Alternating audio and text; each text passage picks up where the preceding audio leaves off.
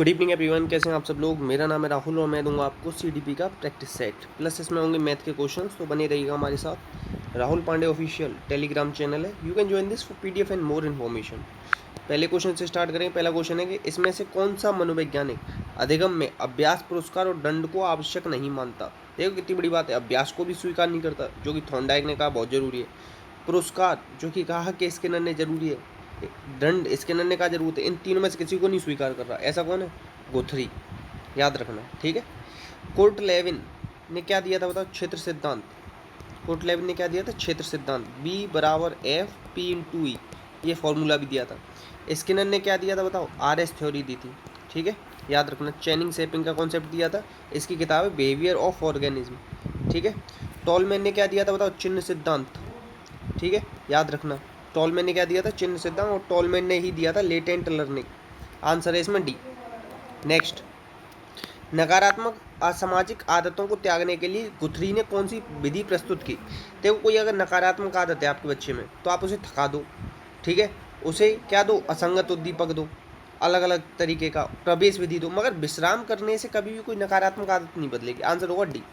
अच्छा, गुथरी ने कहा था कि सीखना कैसा होता है? वन शॉट में होता है, मतलब एक बार में ही सीखना होता है, ठीक है। Next, purposive behaviour in animal and man. Purposive behaviour in animal and man, ये किसकी किताब है बताओ? ये इसकी तो है नहीं, इसकी है नहीं, इसकी है नहीं, तो किसकी है बताओ? मेरे को भी थोड़ा कन्फ्यूजन है, इसे छोड़ देते हैं, ठीक है। नेक्स्ट, छोड़ देते हैं, बाद में बता देंगे। देख के, हल का सिद्धांत किस प्रक्रिया से संबंधित नहीं है? सीखने की व्याख्या करता है, सही बात है। व्याख्या के सबलीकरण से है ये व्याख्या नहीं करता। देखो, हल का सिद्धांत किसको क्या कहते हैं? पुनर्बलन का सिद्धांत। पुनर्बलन का सिद्धांत कहते हैं ना, तो इसीलिए वो क्या करता है? सबलीकरण। पुनर्बलन में बल आ रहा है ना, और यहाँ पे भी बल आ रहा है, ऐसे लगा दो। आंसर हो जाएगा बी। आंसर क्या हो जाएगा? बी। नेक्स्ट, दोबारा बताता हूँ, आंसर इसका बी है। नेक्स्ट, अधिगम वक्र में पठार बनता है। पठार कब बनता है बताओ भैया? जब आप थक जाते हो। कब? थकान के कारण। अब प्रेरणा से पठार नहीं बनेगा। प्रेरणा से तो अच्छी होती है पढ़ाई, परिपक्वता से अच्छी होती है, रुचि से अच्छी होती है। आंसर होगा सी। अब आपका होमवर्क ये है कि अधिगम वक्र के पठार किसने दिए थे, ये आप बताओगे, ठीक है। नेक्स्ट है, इसमें से कौन सा शेष से भिन्न है? तो TAT, 16 PF, ड्रॉयमैन, ये क्या है? व्यक्तित्व के परीक्षण है, ठीक है। और ये जो रेवन है ना, ये बुद्धि का परीक्षण है, मतलब इंटेलिजेंस कह सकते हो आप, ठीक है। ये याद रखना। और ये कैसा था? ये सांस्कृतिक मुक्त परीक्षण था, ये भी याद रख सकते हो। 16 ये TAT में क्या था? TAT में 31 कार्ड होते थे, 1935 में आया था। मॉर्गन और मुरे ने लाया था ये। 10 कार्ड महिला के, 10 पुरुष के, 10 पे दोनों और 1 पे हम खुद व्याख्या करते हैं। 16 PF किसने दिया था? कैटल ने दिया था, ये भी याद रखना, ठीक है। कैटल ने सोर्स ट्रेट और सरफेस ट्रेट, दो तरीके की ट्रेट बताई है। और इन्होंने क्या? ठोस बुद्धि और तरल बुद्धि बताई है, ठीक है। ठोस हम अर्जित करते हैं, तरल जन्मजात होती है, याद रखना। और आंसर क्या बता दिया मैंने आपको इसमें? सी। आंसर क्या बताया? सी। नेक्स्ट, सूझ या अंतर्दर्शी के सिद्धांत का प्रतिपादन किसने किया? तो ये किया था गेस्टाल्टवादियों ने।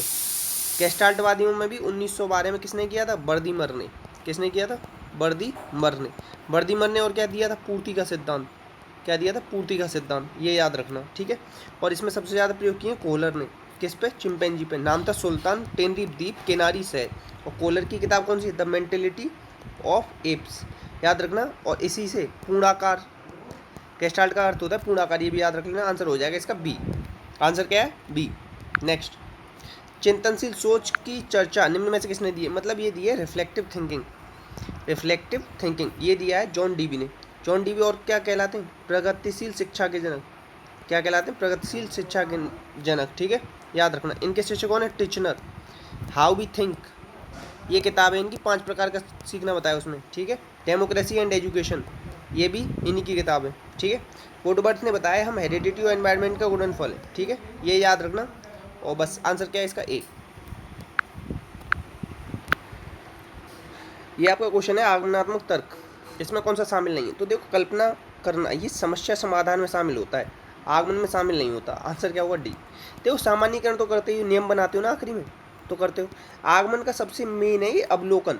अवलोकन को समस्या समाधान में नहीं काउंट करते, मगर आगमन में करते हैं, ये याद रखना। आंसर हो जाएगा इसका डी, ठीक है। नेक्स्ट, इसमें से कौन सी शिक्षा मनोविज्ञान की सर्वाधिक व्यक्तिनिष्ठ विधि है? तो ये है अंतर्दर्शन विधि। पहले तो ये याद रखो, शिक्षा मनोविज्ञान के जनक कौन है? थॉर्नडाइक। थॉर्नडाइक ने कितने दिए थे? 3 नियम दिए थे, ठीक है। तत्परता, अभ्यास, प्रभाव। तत्परता को कहते हैं किसका? रुचि का नियम। अभ्यास को उपयोग अनुपयोग या श्रम का नियम। प्रभाव को कहते हैं सुख दुख संतोष असंतोष का नियम, ठीक है। इतना याद है कि अंतर्दर्शन विधि दी थी बुंट ने। किसने? बुंट ने, जिसने कि 1879 में लैब खोली थी। कहाँ पे? लिप्जिंग, जर्मनी में, ठीक है, याद रखना। बहिर्दर्शन किसने दिए? वॉटसन ने दिए। किसने दिए? वॉटसन ने, ठीक है। आंसर क्या बताया मैंने आपको? ए। नेक्स्ट, जीन पियाजे के अनुसार परिकल्पिक निगमनात्मक तर्क मतलब डिडक्टिव रीजनिंग, ये आती है अमूर्त संक्रियात्मक। अमूर्त संक्रियात्मक की स्टेज है 11 से 15 वर्ष, ठीक है। पूर्व संक्रियात्मक की है 7 से 11, और इसकी क्या है?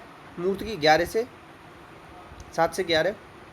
रुको दोबारा बताता हूँ, ये तो बता दी, ये 2 से 7 है। क्या है? 2 से 7, और ये है 7 से 11। ये क्या है? 7 से 11, ठीक है। संवेदी पेशी है जन्म से 2। वस्तु स्थायित्व, ये बहुत पूछा जाता है, कहाँ आता है? तो ये आता है संवेदी पेशी में, ठीक है। इसकी भी 6 उपअवस्थाएं। हेट्रोनोमी, ऑटोनोमी 2 स्टेज बताई थी पियाजे ने, ठीक है। और हेट्रोनोमी क्या बताई थी? ये बताई थी 4 से 10 वर्ष के बच्चे में आती है। 4 से 10 वर्ष के में हेट्रोनोमी, 10 से 13 के में आती है ऑटोनोमी, ठीक है। ये सब याद रखना। Child conception of physical world, ये किताब है इनकी।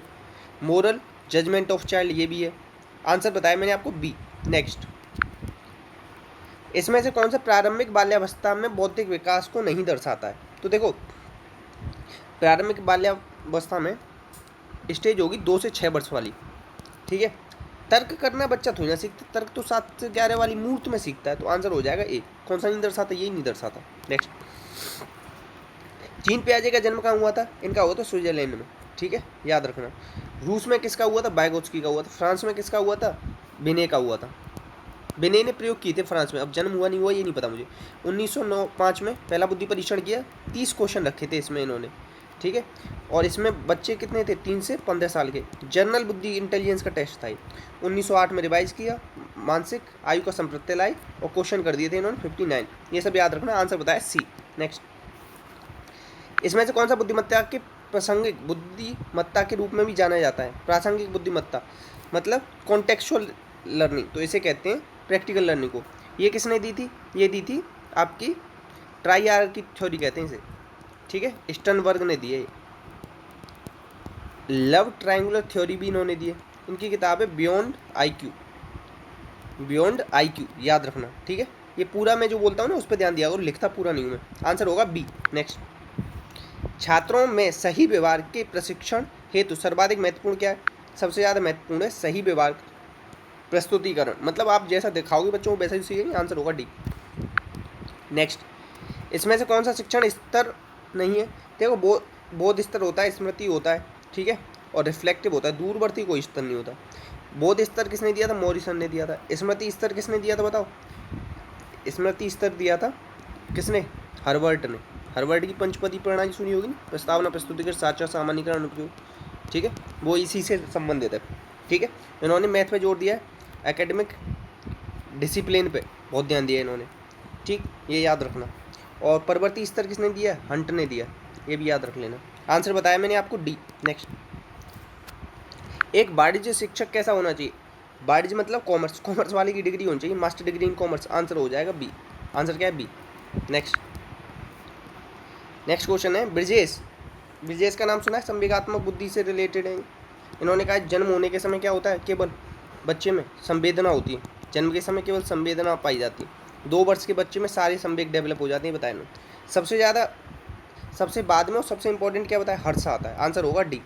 आंसर क्या होगा? डी। नेक्स्ट, पियाजे के सिद्धांत के अनुसार पराधीन नैतिकता, पराधीन मतलब दूसरे पे आश्रित, 4 से बताई थी मैं आपको, 4 से 7 वर्ष, 4 से 7, ऊपर 10 बता दी थी ना, उसे थोड़ा करेक्ट कर लेना, 4 से 7 है वो।